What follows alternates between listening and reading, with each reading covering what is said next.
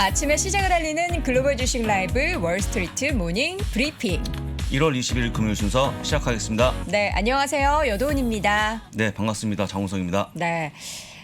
뉴욕 증시가 장중 고점 대비 좀 큰 폭으로 막판에 하락 전환을 하면서 장중에 이렇게나 변동성이 심할 필요가 있나 싶을 정도로 좀 하락을 했어요. 한 위아래 한 2% 네. 움직였는데요.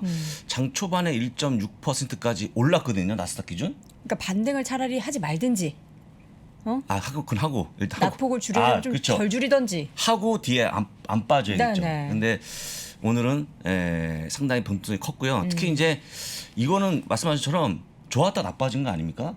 더 기분이 안 좋습니다. 그렇죠. 그러니까 뭔가 큰 막판에 어떤 뭐 이슈가 있었다든지 이런 게 있었으면은 그래서 하락했구나 싶은데 이 시장을 이렇게 흔들게 할 만한 이슈도 딱히 없고요. 딱히 없고 제가 판단한 바로는 네. 누가 던지지 않습니까? 네네. 던지면 따라 던지는 약간의 약간 그런 투매가 형태, 좀 나왔다. 투매가 좀 나오고 있는 그런 모습. 해서 진짜 오늘은 반등을 꼭 해야 되는데도 불구하고 조금 빠졌고요. 특히 지금 조정장 10% 이미 진입했기 때문에 오늘은 힘을 내기를 다시 한번 말씀드리면서 좀 이따 확인해 보겠습니다. 네, 알겠습니다. 시장이 하락하고 있을 때 더 사실 시장을 면밀하게 보기보다는 등을 돌리고 있는 게 오히려 멘탈에는 더 좋을 텐데 그렇습니다. 그래도 눈 똑바로 뜨고 우리가 흔들리는 시장 속에서 중심을 잃지 않으려면 면밀하게 또 확인해 봐야겠죠. 잠시 후에 방금 전 또 마감된 뉴욕 상황 장 부사장과 함께 확인해 보도록 하겠고요. 오늘 또 어떻게 보니까 또 시장이 하락할 때마다 이분을 만나네요. 그러네요. 또 이분 만나면은 많은 분들이 좀 마음의 안심을 찾는다라고 하니까 다행입니다. 연세대학교 국제학대학원 이남우 교수 잠시 후 화상으로 연결해 보도록 하겠고요. 오늘은 미국 주식에 미치다 박종훈 팀장과 함께 또 월가의 소식들 전해드리도록 하겠습니다. 네, 그렇습니다. 자, 오늘 주제부터 한번 보도록 하겠습니다. 제가 그대로 적었습니다. 장 후반 급격한 매도세로 하락 반전 마감했다. 이 반전. 상승 반전은 좋은데요. 하락 반전 너무 안 좋습니다. 그렇죠. 정말 안 좋은 모습이었고요. 바로 이어서 3대 지수의 흐름을 짚어보겠습니다.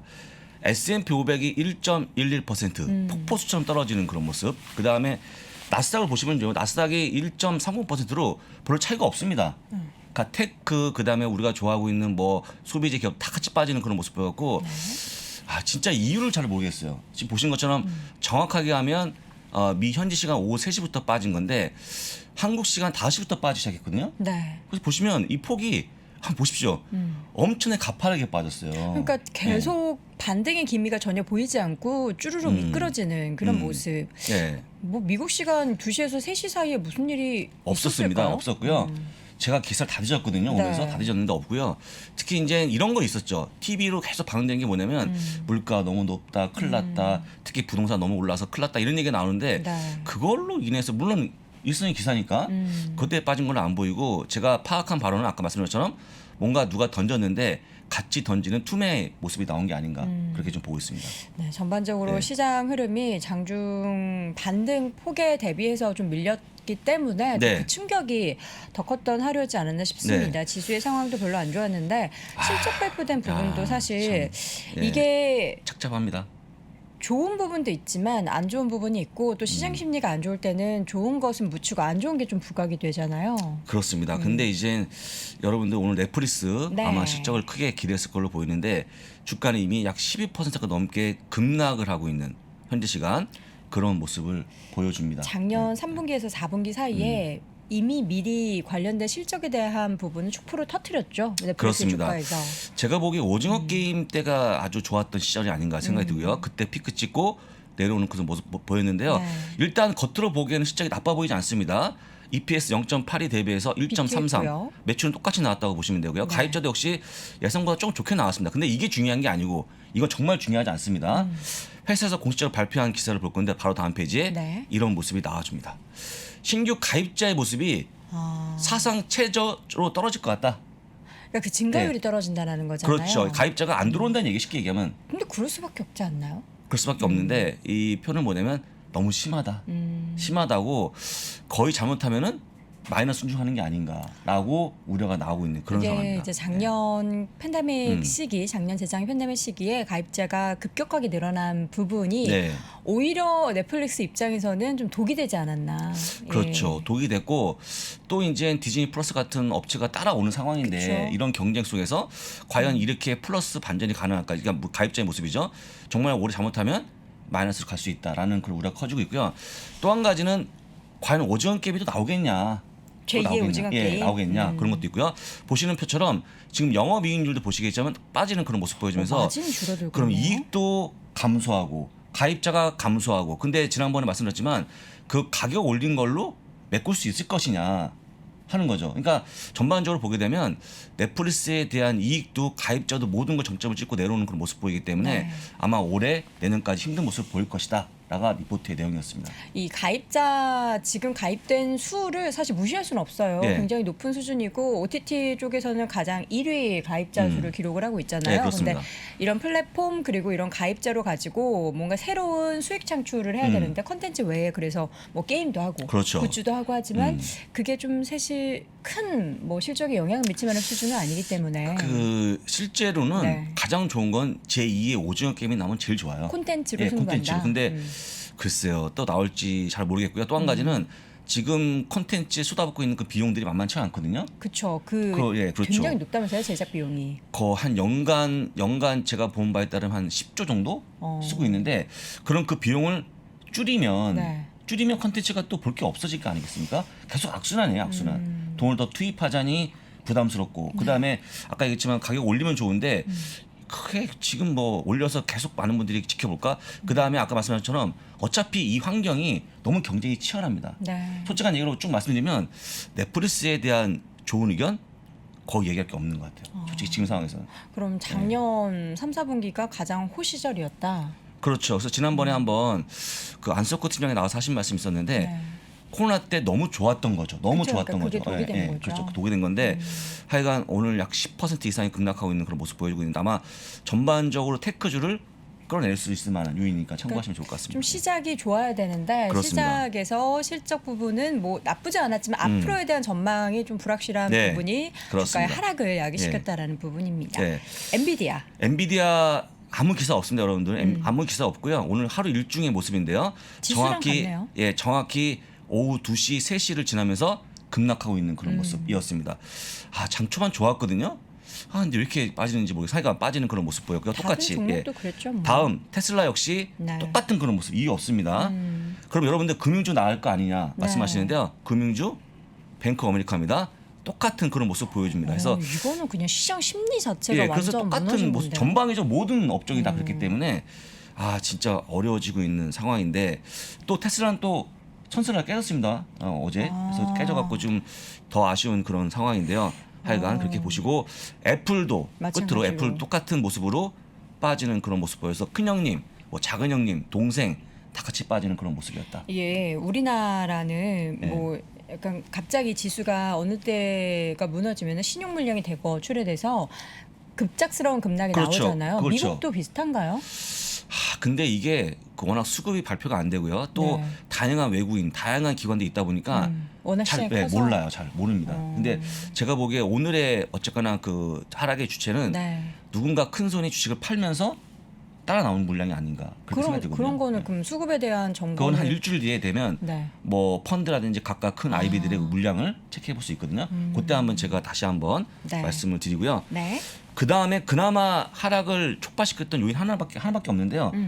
실업수당 청구 건수입니다. 좀 실업자가 좀 증가하는 그런 다시 모습 보였죠. 늘어났네요. 근데 사실 이걸로 뭐 얘기하면 좀 그렇습니다만 28만 6천 건 작은 거거든요. 근데 또 이제 안 좋은 시장 심리 상황에서는 조금이라도 안 좋으면 그래서 10월 이후에 작년 10월이 가장 높은 수치로 올라갔는데요. 네. 크게 세 가지입니다. 오미크론 때문에 두 번째 계절성. 이게 뭐냐면요. 특히 건설 업체가 겨울에는 공사 없지 않습니까? 그쵸. 대거 인력을 해고했다는 그런 기사가 전해지고 있고요.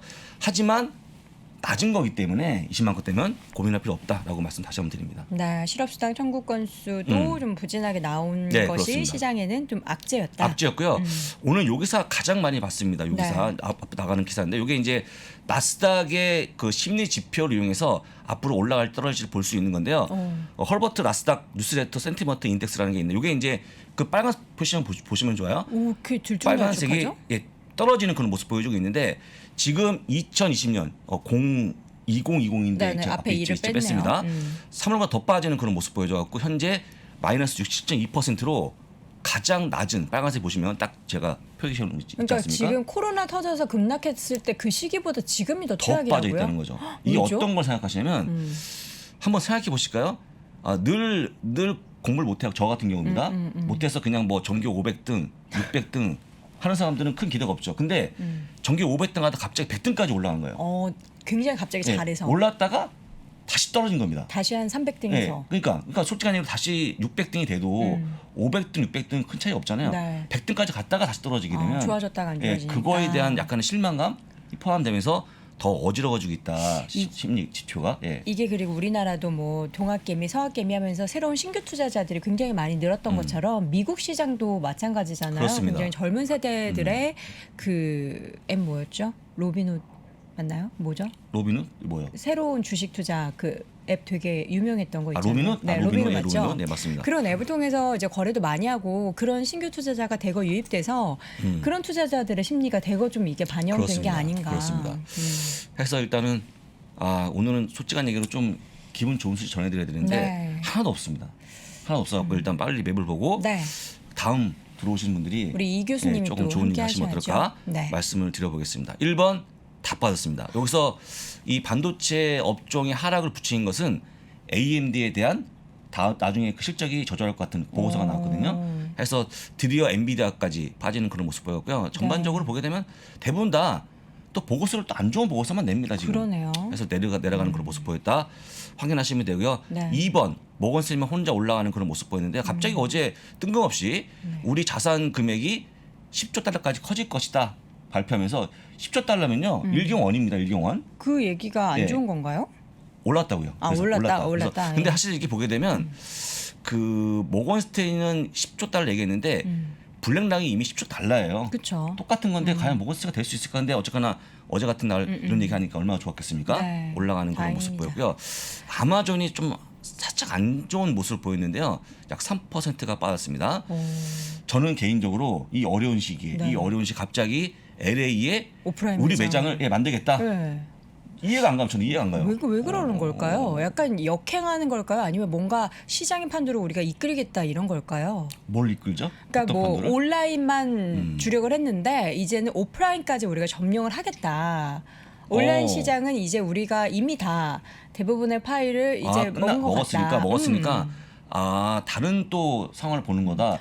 근데 지금 오프라인이 우리 매장이 되겠습니까? 근데 이제 그런 게 있어요. 뭐 오프라인 매장에서 직접 상품을 보고서 온라인에서 주문하고 싶은 분들이 많잖아요. 실제로 그러면은 어쨌든 보고 온라인에서 판매량이 더 늘 수 있다. 뭐 제 생각에 약간 뭐 쇼룸 그냥 보고만 하는 거. 쇼룸처럼. 하여간 뭐 제가 보기에는 월가에서 상당히 좀 비판이 거셌던 그런 기사니까 참고하시면 좋을 것 같습니다. 이외에 두 가지만 더 전해드립니다. 펠로톤이 말이죠. 펠로톤이 오늘 갑자기 전기 자전거에 대한 생산을 중단하겠다 발표하면서 주가가 매우 급락하는 그런 모습 보였고요. 여기 한 수 더 갖고 우리는 여기서 내부자입니다. 내부자들은 100달러 이상 팔았지롱 이런 약간 그러니까 이미 임직원들이 팔았다는 얘기를 듣고 한 5억 달러 정도로 팔았습니다. 한 6천억 정도를 판 것 같은데 전체 시총의 꽤 큰 비중이에요. 약간 5%를 판 거죠. 근데 그 판 시기가 100달러 이상 가장 기업이 좋았을 때. 그러니까 뭐냐면 그때 계속 좋은 기사가 흘렸어요. 그들도 알았던 거죠. 그렇죠. 우리는 팬데믹에 정말 큰 수혜를 받았고 이 정도로 좋아질 일은 앞으로 없을 것이다. 그렇습니다. 그래서 욕을 먹고 있는 이유는 그 임원 중에서 말단 임원까지 주식을 싹 팔았다. 하다 보니까 지금 더욱더 욕을 먹고 있는 그런 모습 보여주고 있습니다. 참고하시면 좋을 것 같고요. 또 한 가지 ARK 이노베이션 디지털 캐시우 누님이 야 이제 우리는 연중 상승률은 보여주지 않을게. 이제부터 1년짜리 안 보여준다. 5년짜리만 보여줄게. 하면서 이제 공시 나오는 대다수의 표기 수익률이 5년을 바뀌었습니다. 아니 그런 거를 그렇게 마음대로 조정해도 되나요? 그러면은 투자자들은 기본적으로 네. 5년, 10년을 가지고 있어야 되는 거잖아요. 단기적으로는. 그런 게 아니고 5년을 하게 되면 플러스 38% 바뀌어요. 5년을 하게 되면. 눈 가리고 아웅이네요. 네. 눈 가리 아웅이죠. 그런데 여러분들 뭐 솔직한 얘기로 보기 좋은 떡이 뭐 먹기 좋다 이런 속담 있습니까 혹시? 있죠. 있는데 네, 거기에 약간- 맞지는 않는 것 같아요. 그 보기 그러니까 좋게 만들었는데 만들어서, 그래서 예. 손을 가게 만들지만 열어보니까 그렇습니다. 빚좋은 개살구다. 예, 그렇습니다. 바로 그걸 약간 꼼수라는 표현을 많이 쓰고 있는데 네. 어쨌거나 오늘 나온 기사들이 아까도 얘기했지만 안 좋은 좋은 게 얘기죠. 하나도 없어요. 일단 너무 많네요. 안타깝습니다. 시장 심리도 안 좋은데 네. 또 좋은 기사들이 하나도 없는 그런 네. 시장이라서 더욱더 힘든 상황입니다. 과연 또 이분은 어떤 말씀을 또 그렇습니다. 해주실지가 궁금한데요. 잠시 후에 이남우 교수 연결해서 좋은 이야기 들어보도록 하겠습니다. 저는 한 주를 사더라도 제대로 삽니다. 저는 밥 한 끼를 먹더라도 제대로 먹습니다. 저는 제대로 된 쌀 대한제일미를 먹습니다. 대한민국 최고의 프로들이 즐겨 먹는 대한민국 제일의 쌀 대한제일미. 검색창에 대한제일미를 검색하세요. 가만히 계십시오. 예, 맞습니다. 그렇게 투자하십시오. 세상의 변화를 애써 무시하십시오.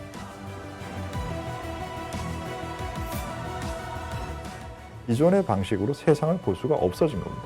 당신이 잠자는 동안 누군가는 수익을 지키고 예전엔 답이 있었으니까 그냥 그대로 하면 되지만 이제는 구조를 스스로 짜셔야 됩니다. 누군가는 새롭게 나아갈 것입니다. 변화하고 싶다면 지금 만나십시오. 오종태의 투자 신세계.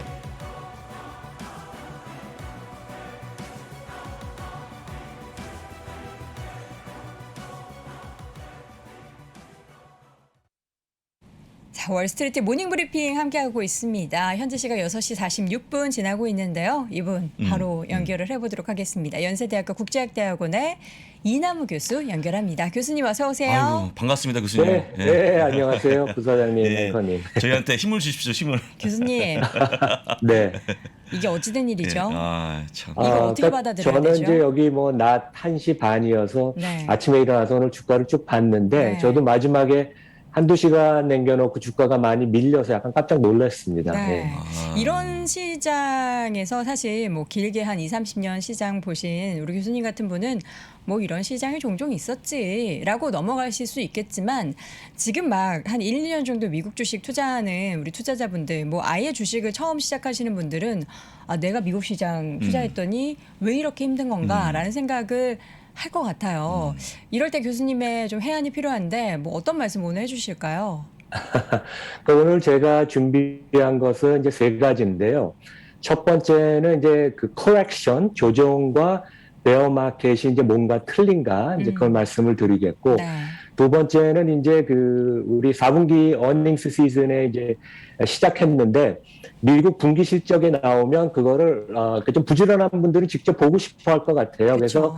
그 회사 홈페이지 가서 어떻게 찾아보는지 제가 간단히 설명을 드리고, 마지막으로는 그래도 오늘 선방한 게 금융주입니다. 보면 모건 스탠리가 4% 오르고 시티, 골드만삭스, 그다음에 지난주에 제가 말씀드린 블랙록이 약간 강보합으로 끝났거든요. 그래서 이제 월가 금융업종 실적이 다 발표가 됐는데 한번 점검을 해보고 그다음에 이제 올해 전망을 한번 해보겠습니다. 네. 괜찮은가요? 너무 좋습니다. 첫 번째로는 이제 조정과 이 베어마켓 정말 하락장이 뭐가 다른지가 중요한데 지금 시장은 교수님 뭐예요?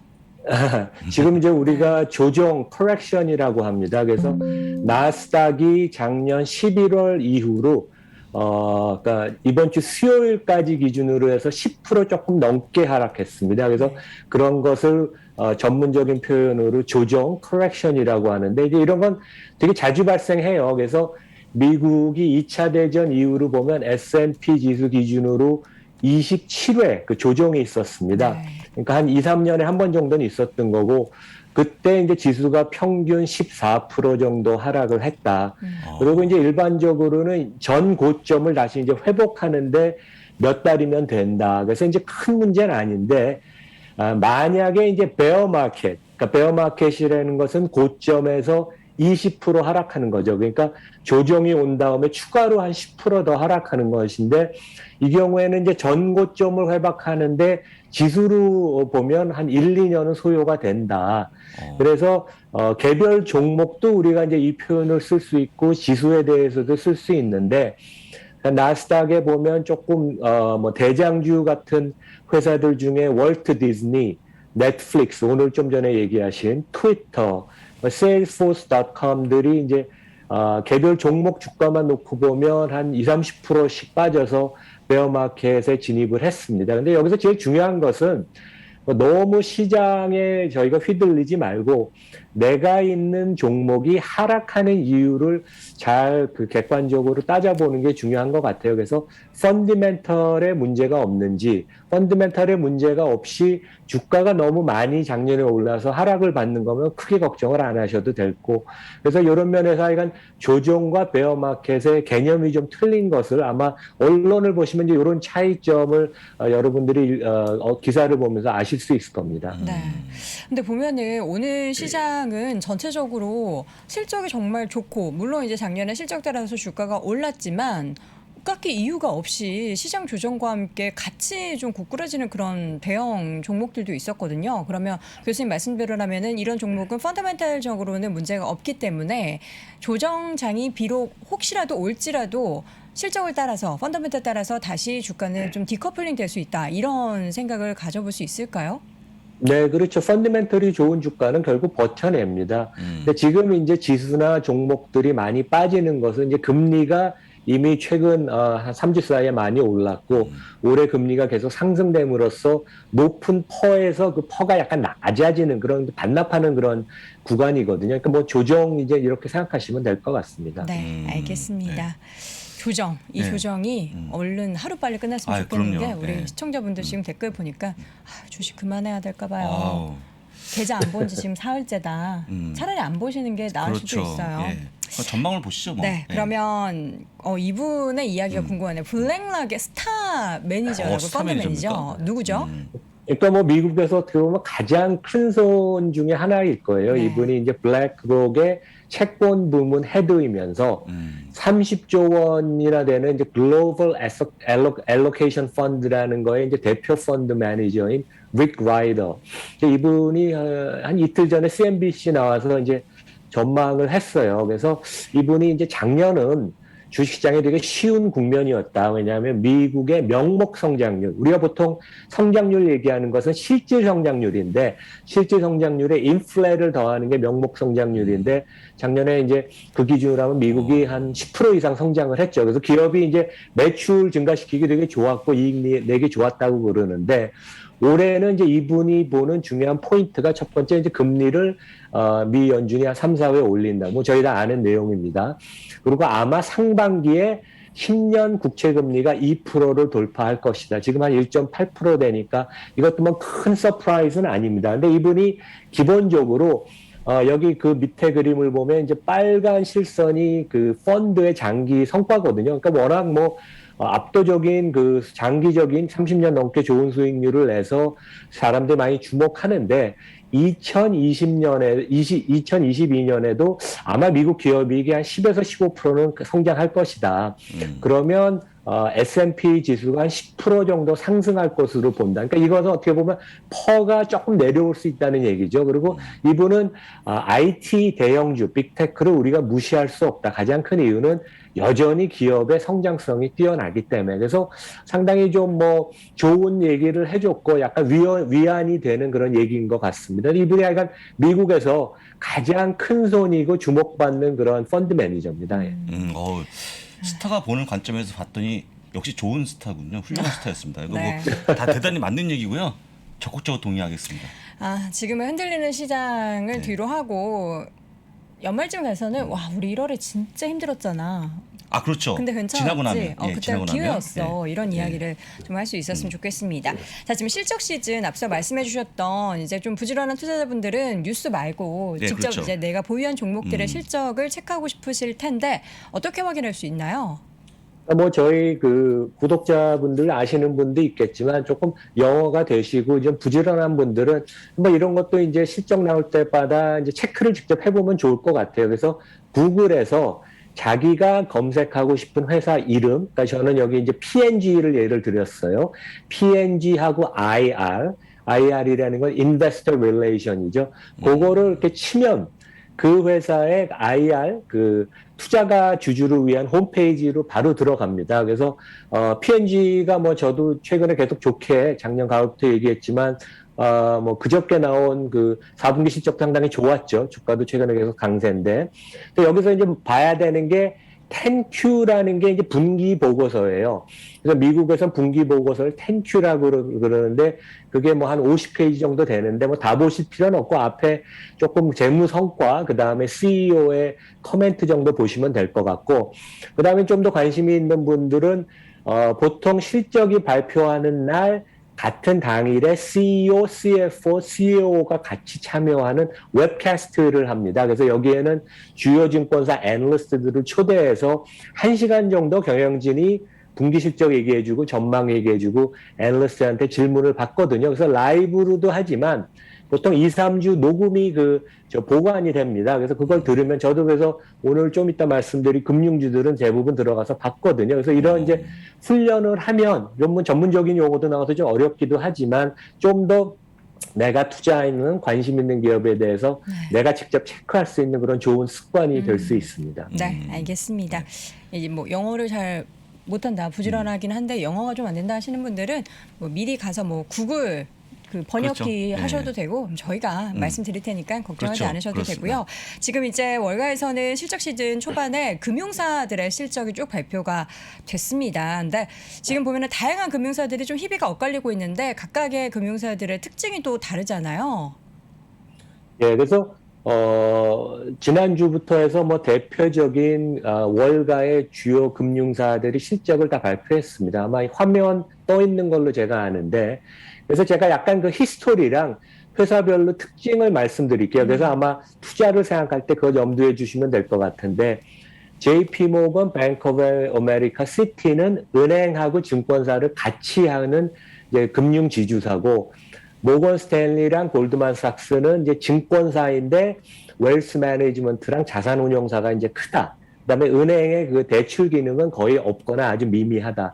그렇게 보시면 될 것 같고 JP모건은 20세기 미국의 경제 성장과 같이 한 맏형격입니다. 그래서 은행 부문, 증권 부문 다 공이 1등이고 여기 사촌 동생격이 모건 스탠리예요. 그래서 1933년에 미국의 글라스-스티글 법률이 제정되면서 은행하고 증권을 같이 못하게 했습니다. 그래서 JP모건에 있던 일부 임원들이 나가서 우린 증권을 하겠다고 차린 게 모건 스탠리고 JP모건은 은행으로 남아있다가 1990년대에 미국이 규제 완화가 되면서 증권업으로 다시 진출을 했죠. 그래서 제가 그때 이제 홍콩에서 90년대 일을 했는데 JP모건의 장점은 기업 문화가 아주 좋습니다. 진짜 고객 중심적이고 양심적인. 뱅크 오브 아메리카는 이제 소매금융에 아주 장점인 회사고 한국으로 치면 뭐 KB 같이 이제 소매금융이 강한데 여기가 이제 미국의 뭐 톱3 증권회사인 메릴린치를 인수해서 아주 그냥 엄청나게 발전을 했죠. 그래서 은행도 강하고 증권사도 강하고 시티는 좀 망가졌습니다. 근데 지금 이제 새로 취임한 여성분이 계속 그 조직을 재건하는 중이고 주가가 아주 싸요. 그래서 순자산 가치 대비 유일하게 1배 미만인 그런 저평가된 은행이고 근데 아직까지 좀 여러 가지 어려움을 많이 겪습니다. 모건 스탠리는 이제 제가 그 옛날에 헤지펀드를 운영할 때 프라임 브로커를 써서 잘 아는데 진짜 좋은 회사예요. 이 회사는 못하는 게 없이 모든 부분을 다 잘하고 아주 똑똑하고 그다음에 자산운용사를 스미스 바니를 인수해서 세계에서 가장 큰 웰스 매니지먼트 조직을 갖고 있습니다. 그게 이 회사의 가장 강점이고 그다음에 이제 골드만삭스는 이제 언론을 많이 타고 진짜 똑똑한 사람들이 많은데 여기는 주식이 강하고 트레이딩이 강하고 그 대신 너무 이익의 변동성이 좀 높아요. 그리고 너무 똑똑하고 그래서 적이 많고 정치권하고 좀 가깝습니다. 그게 좋은 점도 있지만 이제 그 악재 리스크가 될 수도 있거든요. 그래서 주가가 의외로 골드만삭스는 가장 똑똑한 사람이 많다 그러면 주가는 가장 할인돼서 거래가 됩니다. 여기 표를 보시면 이제 총 자산 규모로 JP 모건이 가장 크고 그 다음에 뱅크 오브 아메리카, 시티, 그 다음에 골드만삭스, 모건 스탠리 그렇게 보실 수 있습니다. 네. 제가 이번에, 4분기 실적을 간단히 말씀을 네. 드릴게요. 그래서 네. 작년 전체로는 미국 시장이 주식시장이 워낙 화랑이어서 증권 부분이 다 사상 최고의 이익을 냈습니다. 그래서 IB 같은 데도 좋았고 주식 채권 부분도 좋았는데 작년 4, 4분기부터 주식 채권 부분은 좀 모멘텀이 약간 둔화되는데 유일하게 여기서 버티는 데가 지금 모건 스탠리고 은행 부분이 코로나 당시에 그 대출 수요가 별로 없었어요. 왜냐하면 정부가 긴급 자금을 가계랑 기업에 워낙 많이 줘서 유동성이 풍부했기 때문에 자금 수요가 없었는데 작년 4분기부터 자금 대출 수요가 늘어나면서 올해 금년에 은행 부분이 상당히 좋아질 것 같다. 그래서 여기에 가장 레버리지가 큰 데가 뱅크 오브 아메리카입니다. 근데 이제 가장 큰 리스크는 지금 뭐 그 월가 내에서도 그렇지만 사모펀드 빅테크들이 인재들을 다 빨아들이거든요. 그래서 그 인재들을 놓치지 않으려고 엄청나게 지금 급여를 최근에 상승을 했습니다. 그래서 그런 부분이 4분기 실적에 부담을 줬는데 전반적으로 제가 가장 좋아하는 데들은 양호한 실적을 계속 낼 수 있는 모건 스탠리, 뱅크 오브 아메리카. 그다음에 4분기 실적이 어느 정도 무난했고 상당히 뭐 괜찮은 실적을 보여줄 JP 모건 시티. 그다음에 골드만삭스는 조금 비용 부분이 부담이 돼서 저는 그렇게 좋게 보진 않습니다. 그래서 이제 결국 그 금융업이라는 건 사람이 하는 거 아니에요. 그래서 골드만삭스 같은 데 보면 2021년에 인건비가 33% 증가했어요. 그래서 거의 20조 원을 인건비를 지출을 했습니다. 그래서 전체 비용 중에서 인건비가 한 55%를 차지하는데 그래서 골드만 같은 데는 이제 다른 그 증권사로 사람은 잘 안 뺏기는데 물론 뭐 이직이 있긴 했지만 가장 큰 문제는 20, 30대 아주 똑똑한 젊은이들이 사모펀드 실리콘밸리의 구글이나 페이스북, 뭐 아마존 이런 데로 많이 옮겨요. 왜냐하면 더 성장성이 있고 급여도 높으니까. 그래서 제가 한 예를 보여드리겠습니다. 얼마나 급여가 높고 그 다음에 이제 이런 것들이 어떻게 이슈가 되는지. 그래서 작년에 그 골드만삭스가 대학교 졸업하고 처음 들어오면 IB에 들어오면 애널리스트라고 부르거든요. 이건 보통 이 증권 분석하는 애널리스트랑은 다른 타이틀입니다. 그래서 기본급을 8만 5천 달러에서 11만 달러로 한 30% 작년 여름에 전격 올렸고 이 사람들이 보통 연말이 되면 한 50%에서 한 100% 보너스를 받습니다. 그러니까 이제 기본급에 한 6개월, 12개월치. 그다음에 보통 입사할 때 한 10,000불 사인온 보너스도 주고 그래서 많이 받습니다. 그래서 한 16, 7만 불 받는데 대학교 졸업한 1년치가. 근데 보통 이 친구들 일주일에 100시간 일하거든요. 그러니까 시간당 급여로 따지면 32불이에요. 그래서 그렇게 높지는 않다. 그래서 이런 데가 보면 10명을 뽑을 걸 6, 7명 뽑고 이 사람들을 100시간씩 일을 시키는데 이런 거에 대해서 이제 젊은 똑똑한 친구들이 내가 이제 이 라이프 스타일이 싫다. 그래서 테크 사모펀드를 많이 이직을 하고 그게 어떻게 보면 가장 월가 그 대형 은행 증권사들의 그 앞으로 큰 그 도전일 것 같습니다. 이런 사람들을 계속 유지하는 게. 주당 52시간 우리는 항상 익숙한데 주 100시간 이렇게 100시간 하니까 하고 며칠 전에 저희가 돈 많이 받는다고 뭐 그 얘기 했었잖아요. 그 얘기 다시 집어넣어야겠습니다. 제가 예, 많이 일한 만큼 결국 시간당 얼마 받는 게 제일 중요하죠. 그렇습니다. 그다음에 제가 이제 조금 장기 밸류에이션 그림을 몇 개 보여드리겠습니다. 네. 여기 보면 이제 미국 대형 금융사 제가 이제 설명드린 그러한 대여섯 개 은행 증권사들의 장기적인 ROE 트렌드인데 금융위기가 있기 전에는 ROE가 되게 높았어요. 근데 그게 실제 회사가 잘했던 것보다는 레버리지를 너무 많이 해서 눈에 보이는 숫자가 좋았는 건데 그 이후로 금융위기 이후로 이제 레버리지를 많이 못하게 감독 당국이 이제 감독을 꼼꼼하게 하죠. 그래서 ROE가 한 10% 초반대로 떨어졌다가 이번에 이제 코로나 사태를 겪으면서 15% 20%로 ROE가 구조적으로 지금 회복되고 있습니다. 그래서 상당히 좋은 모습이고 그다음에 이제 금융사들은 퍼로도 평가를 하지만 주당 순자산 가치 대비 주가가 몇 배 거래되느냐 그런 PBR로도 많이 평가를 하거든요. 그래서 ROE랑 비슷한 그 행태를 보여요. 그래서 ROE가 높을 때는 PBR이 높았다가, 그러니까 미국의 금융위기 전에는 3배가 PBR이 높았습니다. 그러니까 너무 어떻게 보면 그 당시에 고평가됐죠. 그러다가 PBR이 한 1배에서 1.5배 수준으로 내려왔다가 최근에 ROE가 구조적으로 좋아지고 지속 가능하다고 시장이 평가하면서 PBR이 1.5배에서 2배로 올라가는 그러한 re-rating, 그러니까 레벨업이 되는 그런 모습을 보이고 있습니다. 그래서 실제 미국의 이제 대표적인 금융기관들, 여기 이제 그림을 보여주시면, 가로축은 ROE, 얼만큼 금융기관이 수익을 내느냐, 그 다음에 이제 세로축은 PBR 지표죠. 주당 순자산 가치 대비 얼만큼 되느냐. 그래서 어떻게 보면 양의 그 상관관계가 있습니다. 그래서 ROE가 높은 회사일수록 PBR이 높죠. 왜냐하면 좋은 회사니까 이제 프리미엄에 거래되는데 가장 눈에 띄는 것은 밑에 있는 시티. 여기는 아직도 ROE가 본격적으로 개선이 안 되고 있습니다. 근데 결국은 조금 저는 좋아질 거라고 보지만 PBR이 1배 미만이고 제가 좋게 보는 모건 스탠리, JP 모건, 뱅크 오브 아메리카는 ROE도 한 16%에서 20% 사이이고 PBR도 한 1.5배에서 한 2배. 그러니까 뭐 좋은 회사는 프리미엄에 거래되는데 당연히 프리미엄을 주고 사는 게 좋다고 생각합니다. 왜냐하면 금융기관은 리스크 관리가 가장 중요하니까. 그래서 이거는 이제 월스트리트 저널에서 나왔던 자료인데 실제 PBR을 JP 모건, 모건 스탠리, 골드만 3사를 놓고 보면 골드만은 아까 말씀드린 것처럼 진짜 뛰어난 인재가 많지만 조금 너무 공격적으로 경영을 하고 너무 자기중심적이어서 트레이딩에 또 너무 많이 의존을 하고 그래서 골드만은 PBR이 가장 낮은 1.3배 물론 시티는 골드만보다 좀 낮습니다.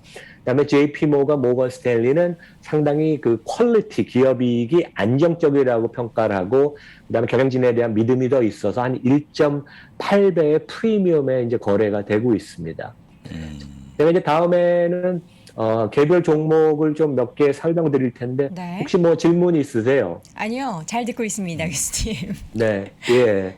그래서 제가 뱅크 오브 아메리카랑 모건 스탠리 두 종목만 네. 말씀을 드릴게요. 그래서 뱅크 오브 아메리카는 이제 작년에 은행 금융업종이 주가가 한 35% 평균 올랐어요. 그래서 S&P 지수보다 10% 포인트 아웃퍼폼 했는데 은행 지수보다도 뱅크 오브 아메리카는 주가 수익률이 아주 좋았습니다. 그 이유를 보면 은행 부분이 올해 아주 좋아질 거고 증권이 그 메릴 린치 미국의 3대 증권사의 하나인 제조대 옛날에 근무했던 데를 인수해서 이 부분이 아주 효자 노릇을 하고 있습니다. 그래서 지난 4분기 실적을 보면 그동안 이제 좀 그 대출 수요가 워낙 없었다가 이제 본격적으로 4분기부터 기업이 대출을 많이 일으킵니다. 그래서 기업 대출이 작년 4분기에 전년 동기 대비 9% 증가를 했고 개인 대출도 이제 늘어나기 시작해서 2% 증가했고 그래서 그 뱅크 오브 아메리카의 그 CEO인 그 브라이언 모인간이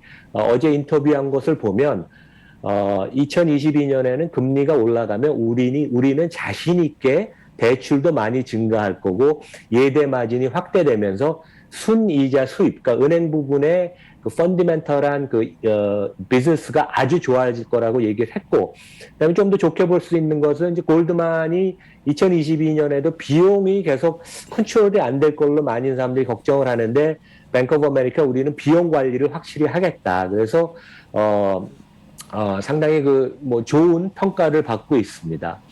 이제 모건 스탠리는 월가의 가장 최고의 모범생이에요. 그래서 이 회사가 뭐 진짜 발군의 실적을 작년에 발표했고 어제도 주가가 올랐지만 오늘도 한 4% 올랐습니다. 그래서 작년에 가장 뛰어난 실적을 발표했고 가장 그 눈여겨봐야 되는 것은 증권 부문, 보통 이제 시장에 좀 영향을 많이 받는 IB나 글로벌 마켓 증권 부분과 그다음에 안정적인 수입을 내는 웰스 매니지먼트랑 자산운용 부분이 50대 50의 균형을 이제 맞췄어요. 그 대단한 거거든요.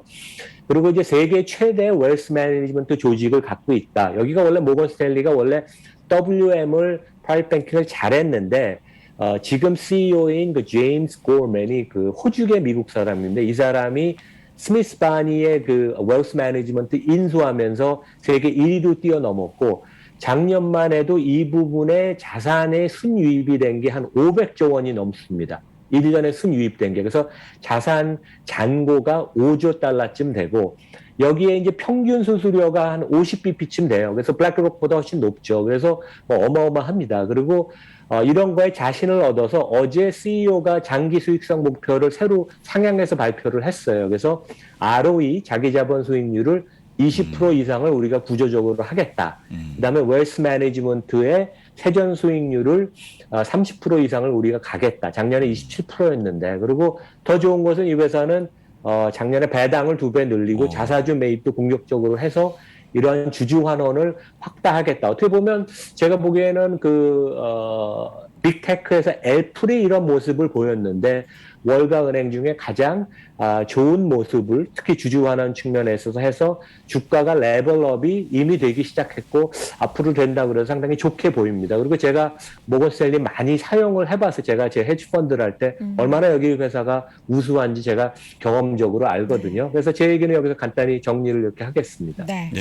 사실 이제 계속해서 금융주에 대한 투자에 긍정적인 이야기들이 많이 나오는데 우리가 기업에 대해서 이렇게 요목조목 확인해 볼 수 있는 기회가 그렇습니다. 없잖아요. 또 이 교수님이 현직에 계셨기 때문에 그렇습니다. 기업들에 대해서 자세하게 확인을 해봤고요. 짧게 질문 하나만. 네네. 네.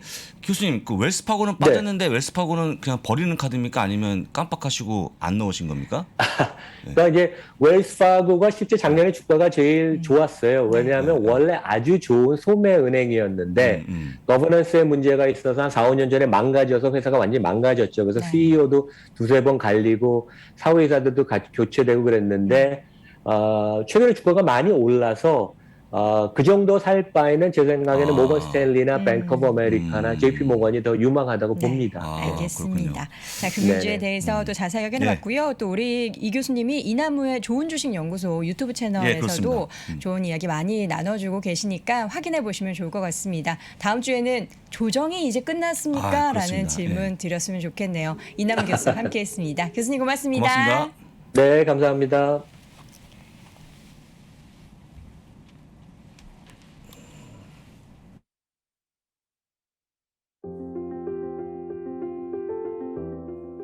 옷장 안에 쟁여둔 옷은 많은데 입을 만한 옷이 없어 괜스레 새 옷을 찾는 아이도 체면 때문에 몸에 맞지 않는 불편함을 감수해야만 했던 어른도 깔끔한 디자인, 고급스럽지만 합리적인 가격 미니멀한 디자인에 감성을 담아낸 가족주의 의류 브랜드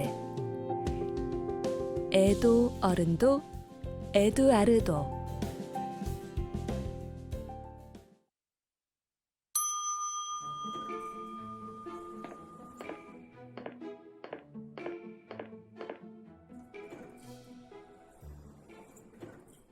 집값이 탄 저 엘리베이터는 올라갈까요? 아니면 내려갈까요?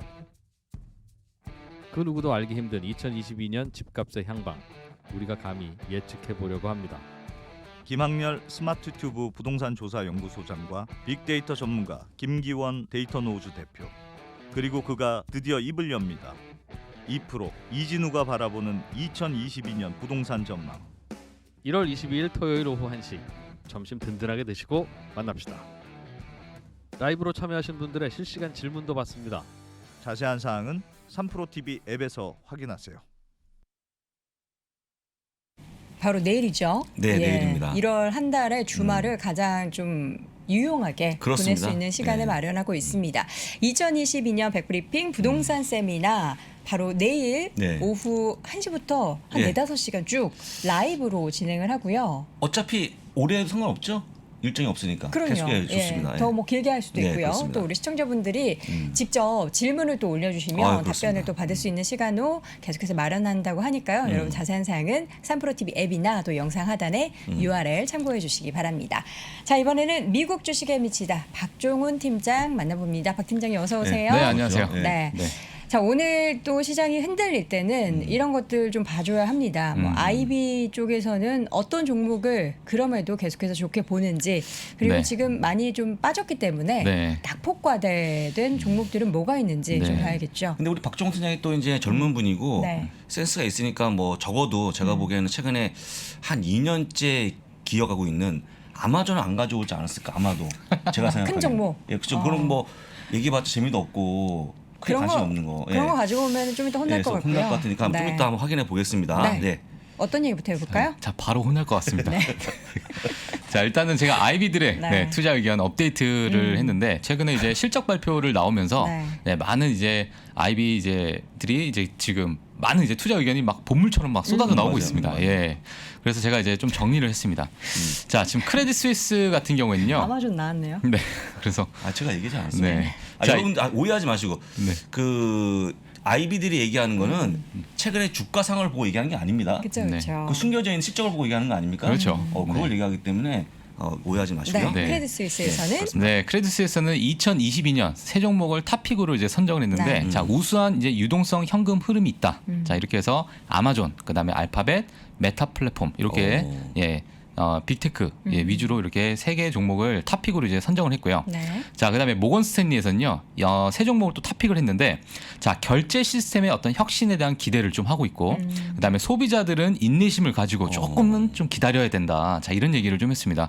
자 그렇게 얘기하면서 비자와 마스터카드, 그다음 페이팔, 자 이렇게 세 종목을 좀 얘기를 했습니다. 자 그다음에 뱅크 오브 아메리카는 2022년 탑픽을 한 종목을 선정을 했어요. 너무 한 네, 종목이네요. 네, 딱 한 종목을 선정을 했는데, 자 이제 다들 아시는 자 애줄 클라우드가 있고요. 자 365 오피스. 자 요번에 이제 블리자드를 또 이제 액티비전 블리자드 인수를 하면서 엑스박스 게임 패스 매출로 향후 3년에서 5년 동안 두 자릿수 이상의 성장을 기대할 수 있다. 자 이런 얘기를 하면서 마이크로소프트를 또 이제 탑픽으로 선정을 했습니다. 네. 네, 그 다음에 또 이제 한번 두 개를 더 보실 텐데요. 자, 파이퍼 샌들러 같은 경우에는 AMD 같은 경우에 비중 확대해서 중립으로 좀 하향을 했습니다. 제가 이제 오늘 투자 의견을 업데이트하는 거기 네, 때문에 네. 예, 이제 하향을 했는데 이 세 가지 이유를 한번 좀 보시면 앞으로 반도체 섹터에 대해서 좀 저희가 좀 이해가 좀 더 쉽게 보이지 않을까 이런 생각을 합니다. 자, 2022년에 PC 시장의 둔화를 좀 예상을 한다. 자, 이런 얘기를 했고요. 자, 그다음에 AMD 같은 경우 작년에 자일링스라는 이 팹리스 업체죠. 네, 반도체 설계를 전문 이제 맡아서 이제 하는 이제 네. 생산하는 업체인데, 자, 인수로 인해서 매출과 성장의 역풍을 좀 맞을 수 있다. 자, 이런 얘기를 좀 했고요. 자, 그다음에 높은 PER, 그다음에 고성장 기술주들의 조정을 예상한다. 이렇게 되면서 전반적인 또 AMD가 반도체 섹터도 선두주자일 수도 있고 아주 핵심적인 예, 이제 기업이기 때문에 전반적인 이제 반도체 섹터에 대한 어떤 방향성을 또 이렇게 한번 생각을 해보시는 게 또 어떤가 해서 제가 좀 가지고 나왔습니다. 네. 이게 어제 또 주가에 그대로 반영이 됐습니다. 네. 일단 좀 안타까웠는데 사실 AMD가 최근에 좀 많이 올랐죠. 네. 그런 거에 따른 약간 부담도 있는 것 같고요.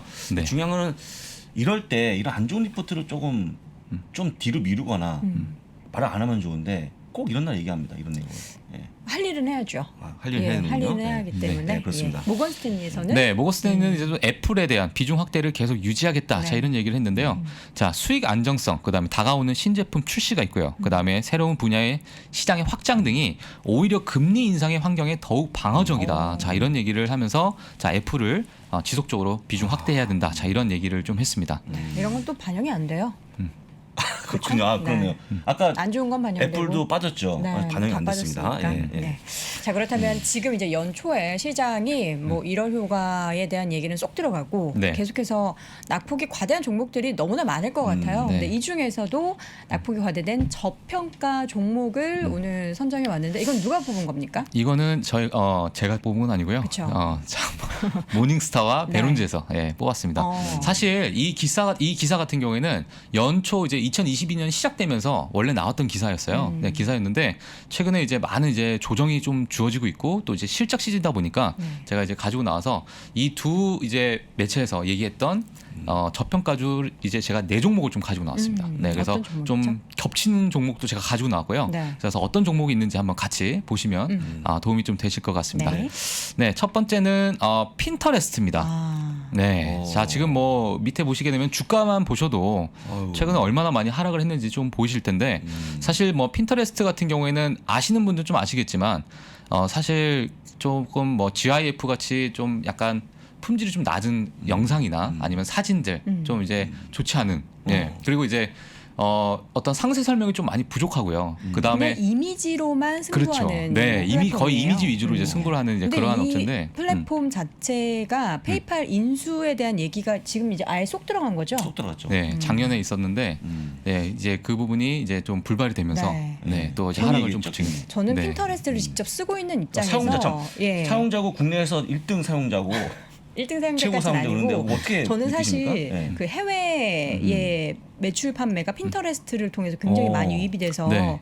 사용을 했는데 이 주가의 흐름과 비슷합니다. 오. 유입량이 어. 갑자기 줄었어요. 아. 그래서 저는 이게 네. 어떤 그 인터넷 플랫폼상에서 혹은 구글이나 뭐 이런 핀터레스트 상에서 이런 뭔가 페이스북처럼 막힘이 있지 않을까 이런 생각이 살짝 들더라고요. 이 핀터레스트의 어떤 이제 그 플랫폼 자체에 네. 있는 내용 자체가 네. 많이 도움이 되는 게 많이 없다 보니까 이제 미국에서는 핀터레스트가 구글 이제 서칭할 때 네. 뜨지 않는 그러니까요. 네, 뜨지 않는 그런 문구를 써서 핀터레스트를 없애자. 네. 안 나오게끔 하자. 자, 이런 이제 젊은이들 사이에서 그렇게도 얘기도 나오고 막 그러고 있습니다, 지금. 유용하지 않지는 않은데. 네. 아쉽네요. 자, 근데 이제 핀터레스트가 최근에 이제 많은 이제 하락을 하면서 네. 네, 이제 주가가 좀 많이 하락을 했고요. 그다음에 방금 이제 또 앵커님 말씀하신 그 어떤 결제 시스템과의 어떤 핀테크적인 그런 부분이 이제 핀터레스트와 많이 이제 앞으로 시너지 효과를 낼 수 있다. 자, 이런 평가가 좀 이제 핀터레스트에 있기 때문에 이런 부분에서 좀 저평가가 되는 그런 판단을 받지 않았나. 자, 이런 생각을 좀 하고 있고요. 네.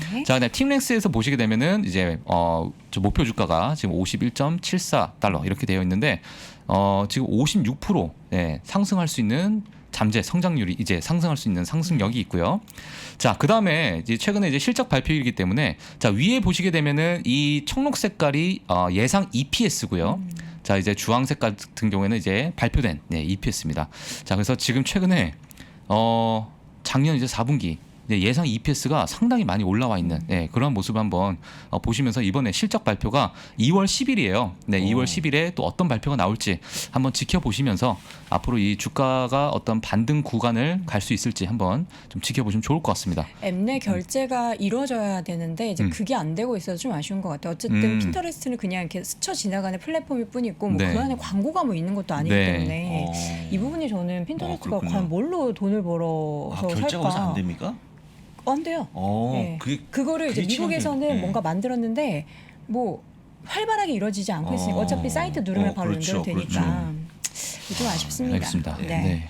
다음 종목은 네, 페이팔도 나왔네요. 네, 다음 종목이 페이팔입니다. 네, 페이팔인데 페이팔 같은 경우에는 제가 뭐 두 가지만 좀 말씀을 드리면 작년에 이제 일본 기업이죠. 페이디라는 이제 일본 기업을 인수를 했는데 그 인수를 하면서 일본 같은 경우에는 아직도 국민의 70% 이상이 현금 결제를 합니다. 네, 그런 이제 보고서가 나왔어요 작년에. 네. 우리나라 같은 경우에는 오히려 70% 이상이 카드 결제를 하는데, 그렇죠. 네, 그렇다 보니까 앞으로 이제 현금 결제나 여러 이제 결제 시스템이 이제 더 간소화될 것이고, 네. 예, 그러한 이제 일본의 인구들이 이제 카드나 아니면 더 좀 간편한 이제 결제 시스템을 옮겨가는 그 과정에서 어떤 잠재성을 보고 페이디를 또 인수를 하지 않았나. 네. 그러면서 이제 글로벌적으로 뭔가 이제 핀테크 사업 이제 확장을 해 나가면서 네, 이렇게 이제 인수를 했던 것으로 좀 보이고요. 그다음 두 번째는 바로 이제 수수료 인상이죠. 네, 작년에 이제 수수료 인상을 하겠다. 자, 이렇게 이제 발표를 했는데 지금도 높은데. 그 수수료 인상의 매출이 이번 작년 그러니까 4분기 때 이제 적용이 되면서 네. 올해 2022년에는 그 부분이 이제 매출적으로 잡힐 수도 있다. 네, 이렇게 또 얘기를 하면서 저평가된 종목으로 또 이렇게 선정이 됐습니다. 페이팔이 낮은 수수료가 아니거든요. 네, 근데 더 그렇죠. 올린다라고 하니까 그렇습니다. 네, 그래서 네, 매수 그렇죠. 의견이 26명이고요. 네. 그다음에 보유가 이제 6병. 네, 그다음에 이제 매도 의견이 이제 1명 이렇게 되는데 목표 주가는요 255불로 이렇게 되어 있고요. 자, 42%또 이제 상승할 수 있는 여력이 있다. 자, 이렇게 보시면 될 것 같습니다. 네. 뒤에 보시게 되면은 간단하게 또 EPS 추정치 한번 보시면 좋을 것 같고요. 네, 그래서 지속적인 어떤 뭐 매출의 그런 이제 급변하는 그런 매출은 보이지는 않고 있지만은 네, 지금 현재 이제 주가의 위치가 좀 메리트가 있다 이렇게 긍정적으로 평가를 하고 있는 것 같아요. 자, 그래서 2월 1일 날에 이제 실적 발표를 한다 이렇게 보시면 될 것 같고, 자, 밑에는 이제 주황색이 이제 매출이고요. 그다음에 청록색이 이제 이익입니다. 이제 어닝입니다. 자, 그래서 이런 부분도 한번 체크하시면서 2월 1일 날 또 어떤 발표가 나올지 한번 지켜보시면 좋을 것 같습니다. 네. 이게 마치 그 넷플릭스와 똑같아요. 코로나 때 너무 성장한 겁니다. 그래서 지금 역풍을 맞고 있는 그런 모습인데 제가 보기에는 이 본연의 시장으로 돌아가는데 시간이 걸릴 거기 때문에 아마도 급하게 올라가거나 요인은 없을 걸로 보이니까 좀 편하게 길게 보시면 좋을 것 같고요. 네. 네. 다음 종목은 네, 그 다음에 이제 세일즈포스인데요. 세일즈포스는 뭐 클라우드 다들 아시는 클라우드, 모바일, 소셜, 그다음에 인공지능에 이제 중점을 두면서 고객 관리 데이터 분석 및 연결을 하는 최근에 이제 페이팔과 또 파트너십을 체결해서 네, 지금 이제 세일즈포스에서 있는 그 결제 시스템에 페이팔 이제 시스템을 도입을 해서 이 이제 파트너십으로 계속 이제 매출을 상승시키겠다. 네. 자, 이런 얘기를 좀 했고요. 그다음에 알리바바와 또 파트너십을 체결했습니다. 네, 그렇게 되면서 이제 지금 중국에 진출하는 여러 이제 기업의 어떤 플랫폼을 세일즈포스가 맡아서 하겠다. 자, 이렇게 좀 밝히면서 좀 저평가로 이렇게 나오고 있는 상황입니다. 네, 그래서 지금 현재 목표 주가는 340불로 이게 측정이 되어 있는데 지금 상승 여력은 48% 정도 된다. 자, 이렇게 보시면 될 것 같고요. 네. 자, 뒤에도 마찬가지로 EPS 한번 확인해 주시고 사실 이제 실적 발표가 3월 1일이에요. 네, 그렇게 좀 상당히 좀 뒤에 실적 발표를 하는 자, 그런 모습이고 밑에 보시게 되면은 이제 매출과 이익을 한번 또 체크를 해주시면 될 것 같습니다. 매출이 뭐 지속적으로 또 상승하는 좋아져요. 네, 좋아지는데 비싼 기업으로 분류가 됩니다. 이게 퍼가 123배입니다. 오늘 일자 기준. 근데 저평가라는 베이스는 뭘까요? 그만큼 빨리 성장하기 때문에 이 정도에 괜찮다. 사실 지금은 123배인데 포워드 PR은 50배입니다. 네. 빨라지는 그런 모습 보이기 때문에 저는 개인적으로 좀 빠진 게 너무 안타깝다는 것 단기적으로 같습니다. 너무 많이 그렇습니다. 빠졌죠. 예. 마지막 종목. 네, 마지막 종목은 델타에어입니다. 오. 자, 델타에어는 사실 코로나 때문에 네. 너무 이제 주가가 지지부진해서요. 이제 앞으로 사실 뭐 항공 또는 여행, 레저, 자, 이런 이제 섹터가 정말 그 시기만 기다리고 있는 그런 느낌이잖아요. 터지기만 기다리고 있는. 예. 네, 그러다 보니까 열리기만 해라. 네, 그렇죠. 그냥 걸리기만 해라 이렇게 기다리고 있어서 미국의 또는 세계 1위 항공사인 델타에어를 지금 현재 저평가 구간에 있다. 자, 이렇게 또 평가를 내놨습니다. 자, 그래서 지금 목표 주가를 자 51불로 자 이렇게 지금 보고 있고요. 그다음에 상승 여력은 30% 정도가 되어 있다. 자, 이렇게 생각보다 보시면. 상승률이 크지 않아요. 네, 그래요. 네. 좀 덜 빠져서 그런가요? 그래서 지금 사실 최근에 이제 뒤에 보시게 되면 좀 아시겠지만 아이고. 매출은 증가를 그래도 하고 있어요. 좋아지네요. 예, 네, 좋아지네요. 좋아지고 있습니다. 예, 예. 네, 그래서 매출이 증가를 하고 있고 이제 이게 다시 또 이익 국면으로 넘어서면서 앞으로 이제 실적 발표에 대한 어떤 기대감을 좀 하면서 앞으로 어떻게 또 나올지 결과를 좀 예측하시면 투자에 좀 도움이 되실 것 같습니다. 네. 근데 지금 유가가 또 너무 많이 올라서 항공주는 유가 오른 것에 대한 좀 안 좋은 타격을 받잖아요. 여러모로 어려워요. 항공주가. 예, 그렇습니다. 알겠습니다. 근데 저평가 관련된 종목들을 이렇게 쭉 봤는데 우리 많은 개인 투자자분들이 그렇게 막 좋아하는 종목이 아니라 가지고 그렇죠. 델타는 많이 보유한 종목 네네. 한 하위권에 있습니다. 네네. 이미. 그래서 많이 있는데 솔직한 얘기로 항공주는 다시 얘기하지만 너무 악재가 많아요. 그것만 참고하시면 좋을 것 같습니다. 네, 알겠습니다. 자, 시장 속에서 저평가된 낙폭과대 종목들까지 정리해봤습니다. 미국 주식의 미치다 박종훈 팀장 함께했습니다. 고맙습니다. 네, 감사합니다. 자, 월스트리트 모닝 브리핑 함께했습니다. 네. 지금 1시간 동안 시장 상황의 급변과 또 그렇습니다. 그 원인, 앞으로 또 어떻게 우리가 또 마음가짐을 가져야 되는지까지 이야기 나눠봤는데요. 잠시 후에 이제 국내 시장도 그렇습니다. 열릴 텐데 예. 부디 오늘은 좀 디커플링해서 아유, 예, 시장 그렇습니다. 상황이 좀 좋았으면 좋겠습니다. 자, 주말 잘 보내시고요. 저희는 다음 주 월요일 이 시간 돌아오겠습니다. 고맙습니다.